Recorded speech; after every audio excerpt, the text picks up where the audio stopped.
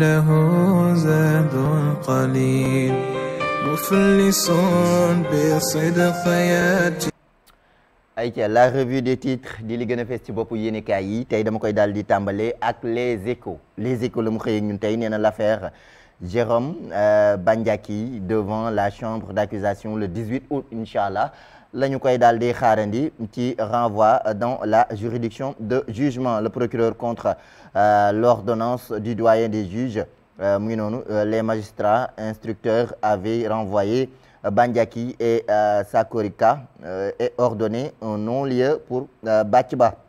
moom les échos xëyee ko ñun di ñu ko fàttali en tout cas Thierno Sall jamono jooju sur les traces des 37 milliards du projet ASER AEE Power moom journal bi xëyee ko ñun mission commando ca Madrid ngir lañ bët ak yenn ci ay njuuj njaaj ak 37 milliards ci projet ASER ak AEE ak AEE Power moom journal bi xëyee na ko ñun moom Thierno Sall ak la mu ca fas yéene Thierno Alassane Sall au siège mondial de la banque Santander et au congrès des députés moom mu bëgg cee fas yéene indik leeral une enquête politique technique et ethnique journal bi xëyee ko ñun ci xëtam bu njëkk noonu la ko tuddee en tout cas je poursuis les investigations pour qu'il soit dit à quoi cet argent a servi ou qui en a bénéficié moom journal bi xëyee ko ñun ci xët mu njëkk ñu dem ci beneen xët ci beneen xibaar ngir wax ci leneen di Walf Quotidien moom Walf Quotidien la mu xëyee ñun tey nee na conclusion du dialogue national sur le système politique conclusion dialogue national sur système politique bi jamono jooju l'opposition ñoom ñu ngay dénoncer passage en force un passage en force ñu jàllale ko ci par force lañ bët gi ak waxtaan bi la ñu tënkoon boobaak léegi dafa mel ni njaw des nu xambin ak am na luy ñuul ca sow mi loolu la waa opposition bi ñoom di kaas nee na elle parle d'un document inachevé et non consensuel voilà consensuel la voilà j'y arrive nee na inachevé et non consensuel wal kay mu ngi noonu la ko tuddee Walf Quotidien xëyee ko ñun ci xët mu njëkk mi document boo xamante ne pareegul te déggoo bi des na ñu bëgg koo jël katamee ko wala bëgg ne mbir yi lépp daal dina sotti ñoom opposition bi loolu la ñu ca daal di gis ci dialogue national bi conclusion gi nga xamante ne jël nañ ko jox ko président Bassirou Diomaye Diakhar Faye moom Walf Quotidien loolu xëyee ñun ci xëtam bu njëkk le quotidien la mu xëyee ñun tey nee na Moustapha Diakhaté rentre dans l'arène moom Moustapha Diakhaté dugg si waat na ci arène bi ginnaaw ba ñu ko daal di tegee ay daan ak lenn la mu dund bi joxuñu baaraamu tuuma ci mbirum kasoog la ca aajowu moom le quotidien nee na après sa sortie de prison bu génnee kaso daal na jàkkaarloog way taskatu xibaar yi ngir indi leeral ci joxuñu baaraamu tuuma geeg fa may xaar nee na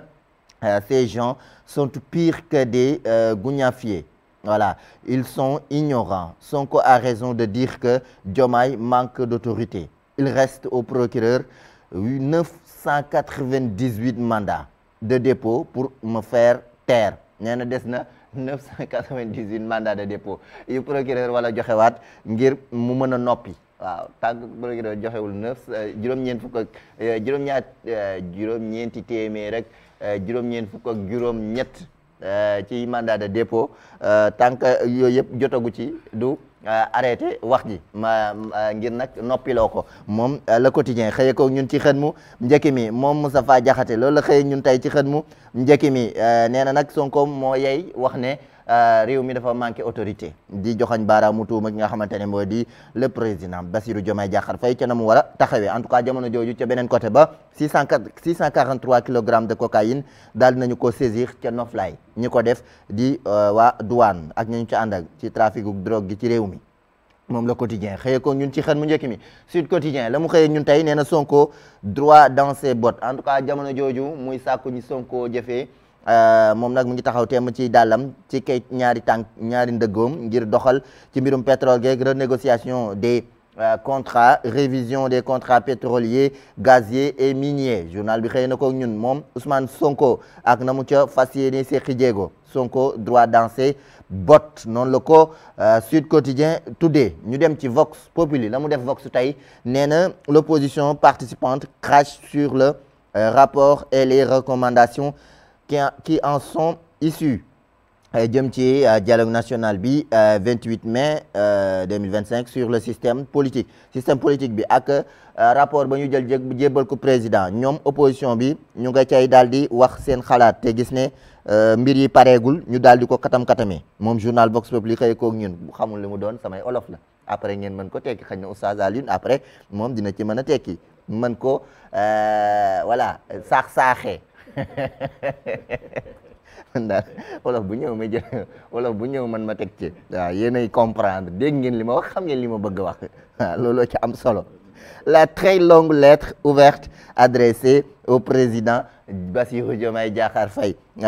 une si longue lettre boo xamante ne jagle nañu ko président Bassirou Diomaye Diakhar Faye bàyyeekoo ca opposition ba moom Vox Populi xëyee na ko ñun ci xën mu njëkk mi jamono jooju 643 kilogrammes de cocaïne saisie à Noflaye ca Tëngéej la ñu jàpp lu toll ci Rufisque lu toll ci juróom benn téeméer ak ñeent fukk ak ñett ci aw dorog moom journal bi di ñu ko expliquer naka la ñu ko jàppee Vox Populi xëyee na ci ñun enquête la mu xëyee ñun tey nee na les griefs de l'État contrat minier et pétrolier nu ñu mën a def ba changer contrat yi ak nañu sa fas yéene si jéego le PM daal dina xool wane nag fi ñu war a jaar ànd ceeg comité de renégociation des contrats vers une deuxième réforme majeure des codes pétroliers et miniers en moins de 10 ans lu toll ci fukki at rek ñu ngi fas yéene revisiter waat xoolaat deuxième réforme majeure code pétrolier et minier journal bi xëy ko ñun Ousmane Sonko ak la mu yëkkati ci ay kàddu nee na ñu ngi ci benn yoon woo xamante ne li ñu bëgg mooy teg benn code boo xamante ne dina mën a dalal xel wala sax mën a changer loo contrat yi ñu xoolaat code bi ak la ca tagatembe ñu jubbanti ko moom enquête xëye ko ñun ci xën mu njëkk mi laas la mu xëye ñun tey nee na Moustapha Diakhaté fait feu de tout bois mu ngay tàkkee fu nekk moom Moustapha Diakhaté ginnaaw la mu yàq nguur gi ak seen doxalin tegug loxo geeg buntu xataal gi moom laas xëy na ko ñun ci xën mu njëkk mi ñu dem ci beneen xët ci beneen xibaar l'observateur moom la mu xëy ak ñun tey affaire Thierno Ndom Ba Baydi Kane les dessous d'une bataille judiciaire ca yoon ak ñoom leen ko junjee woon sànq ci njëlbeen seqi ci ay xalaat moom l'observateur xëy na ko ñun yor la mu yéegal tey ci yor bi nee na dividende minier 41 milliards de francs CFA en 2025 une hausse record de 126% grâce aux réformes du gouvernement Sonko daal dinañu ko jagleel gouvernement bi la mu defal ci sakkanal ak yorin doxalin ci dajale lu toll ci ñeent fukk ak benn ci ay milliards ci suñuy koppar jubbantiwaat ak tàllal lu set wecc ci mbirum code minier beeg réforme ci gouvernement hausse record la ñu ca gis moom journal bi xëyee ko ñun ci xën mu njëkk mi nee na daal sous l'impulsion du gouvernement Sonko les dividendes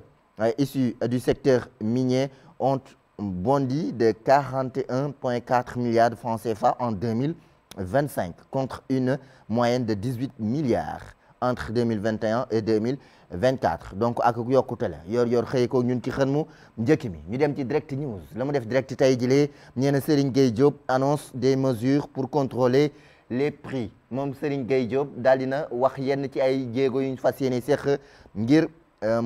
contrôler prix yi ci màggal gi ñu jëm màggalu Touba xam am na ñoo xamante ne ci la ñuy profité ngir yokk mbir yi ba mu sës di ca voilà nu mu tuddati moom journal bi xëyee ko ñun nee na en tout cas Serigne Gueye Diop annoncé na ne jël na ay mesures ngir mën ci amul topp moom direct news xëyee na ko ñun ci xën mu njëkk mi l'info ak la mu informé tey jilee moom l'informé nee na Moustapha Diakhaté allume le régime en tout cas xas na régime bi wax yenn ci ay jafe-jafe yi nga xamante ne war nañu ko jubbante il accuse Pastef de def naka sa dul noonu tribune xëyee ko ñun ci xën mu njëkk mi ñu dem ci beneen xët ci beneen xibaar vers une hausse du prix du riz déet waaye wàllum ceeb bi nga xamante ne boo moytuwul ci yokkute la nar a jëm journal bi xëyee ko ñun le gouvernement rétablit la taxe sur le riz ordinaire daal dina yokkaat taxe yi ci riz bi ci ceebu ordinaire bi journal bi xëyee ko ñun téeméer boo jël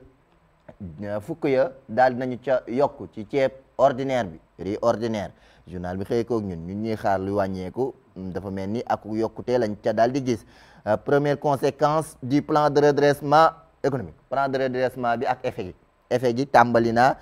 fes ca njëgu ceeb nara yokku vers la sa yaa ngi ree de yaa ngi ree de sama xel nara sori rek yal nañu yàlla am njëkk ak weccet vers la satisfaction des exigences du FMI les subventions supprimées journal bi xëy koog ñun ak la ko waral tribune xëy na ko ñun ci xën mu njëkk bi ñu dem ci beneen xën di la Soleil la mu yéeg ak ñun tey ci jant bi nee na évaluation des codes pétroliers gaziers et miniers l'État rebat les cartes état bi daal dina baatrewaat cartes yi ngeen ñu xoolaat code yi ak contrat yi les réformes du cadre juridique du secteur extractif visent à garantir au Sénégal la pleine maîtrise de ses ressources pour mieux partager les bénéfices avec les populations journal bi xëyee ko ñun nu ñu mën a fexe ba mën a séddoog lañ cay am ak askan wi mën cee gis boppam ak la cay bàyyeekoo gën a mën a duun journal bi xëyee koog ñun ci xën mu njëkk mi Ousmane Sonko ak la mu yëkkati kàddu nee na nous ne sommes pas dans une dynamique d'avoir des codes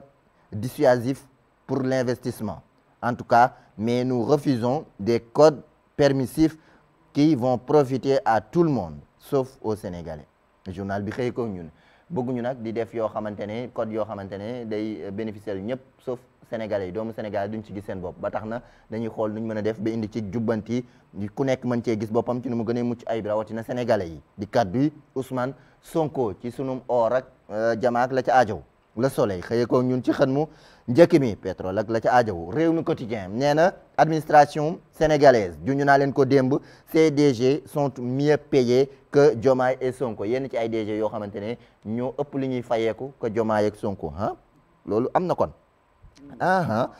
waaw nee na lu toll ci 5 millions di ko fayeeku par weer am na ñuy fayeeku 5 millions yow sa jaxe weer bu jot Fadilou Keita da nga ko fàtte xam Fadilou waaw wax nga dëgg loolu jot na fay jaar rek kese rek waaw Fadilou Keita moo waxoon loolu nee na xeeb na 7 millions rek la wax de moom dafa xeeb ne 7 millions kese lay laal waaw 7 millions d'accord 7 millions weer bu nekk diggante weer ak morom ak nam jegante locataires yi xam nañ ci dara sa genre gi loué nii ca daara ja yor daara ay waay jële 5 millions de francs CFA par mois pour les DG de DG bu ARTP nee na 5 millions par mois la ñuy laal ADIE AGEROUTE les DG de ARMP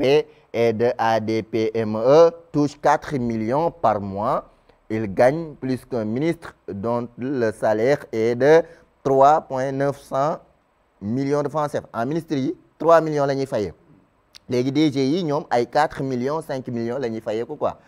ok DG moom premier ministre daal di ci amaluk araftu ak artu administration sénégalaise ak la ca nekk ci koppar réew mi quotidien xëy ko ñun ci xel mu njëkk mi waay yal nañu yàlla dolli sutura yal nañu yàlla dolli sutura yaa imam lépp kenn mënu koo wax waaye Abdourahmane waa taarkàll l'évidence nee na qu'attend l'État pour passer à l'action léegi nag lii lépp lan la état di xaar ngir passer à l'action loolu l'évidence moo ko xëyee ci beneen xët ci beneen xibaar ci renégociation AGEROUTE à péage l'autoroute à péage waxuma AGEROUTE de damaa juum 5 millions yeeg 4 millions yee ma tiital par weer yi kat xëñ na seen dund moo toll foofu xëñ na yàlla dolli sutura l'évidence nee na AGEROUTE autoroute à péage qu'attend l'État pour passer à l'action lan la état bi di xaar ngir mën a jubbantiwaat waaw mën a xool lañ fa war a am ak lañ ca war a jubbanti en tout cas l'évidence moom laaj woowu la samp ma xaar kan moo cay tontu record moom la mu recordé tey jilee nee na gaynde Sénégal yi ci wàllum tàggat yaram moom laa koy daal di ndar keppe CHAN 2025 di Sénégal Nigéria Sénégal daal di am ndam ci benn bal ci dara gaynde Sénégal yooyu nga xamante ne ñoo nekk ca CHAN ba les Lions plume les Super Eagles journal bi xëy ko ñun ci xët mu njëkk mi daal dinañu suqi kii yooyu Super Eagles yi moom journal bi xëy ko ñun ci xët mu njëkk mi Babacar Ndiaye décline ses priorités Babacar Ndiaye Ligue sénégalaise de football professionnel nouvellement élu président daal dina wax fan la fas yéene jaar ngir lan mooy priorité am li gën a jàmp jamono ji ca Ligue Pro ba Christian Gomis unique buteur moo daal di dugal but ba ca Sénégal Libaas Gueye homme du match journal bi xëy ko ñun ci xët mu njëkk mi looloo gën a fees ci boppuk yéenekaay yi